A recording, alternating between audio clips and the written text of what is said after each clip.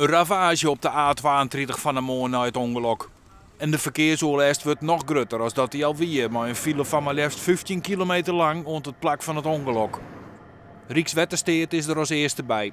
Dan is nog lang net duidelijk wat de krekbad is. We troffen hier 2 vrachtwagens die elkaar raakt hadden, waarbij 2 personenwagens betrokken zijn geweest. Ben er gewond bij? Er zijn 6 gewonden, 2 zwaar gewond en 4 licht gewonden op dit moment. Ze zijn allemaal afgevoerd naar de ziekenhuizen.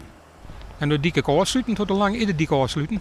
De dik is afsluitend tot ongeveer 12 uur. De FOA is zometeen bezig met zijn onderzoek. Ja, en daarna gaat de berg het spul opruimen en dan hopen we 12 uur de dik weer vrij te hebben. Het wordt wel wat langer. Let er op de dag weet de politie ook meer over de oorzaken en de gevolgen. Het begon eigenlijk allemaal met een file. Die was ontstaan doordat de verkeerslichten ter hoogte van Wirdum het niet deden. Daardoor ontstond een file op de A32 tot aan Grauw. En de automobiliste die uiteindelijk om het leven is gekomen, merkte die file te laat op. Zij heeft nog wel fors geremd, is daardoor gaan tollen, kwam dwars op de weg terecht. En daar is weer een vrachtwagen op ingereden.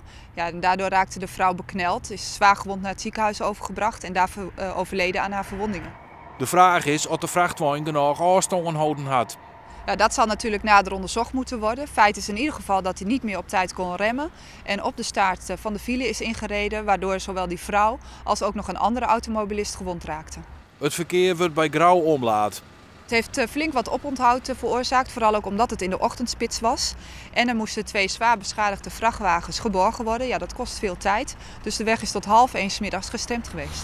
Dus in je vrouw verstoren, hoe is maar die oren?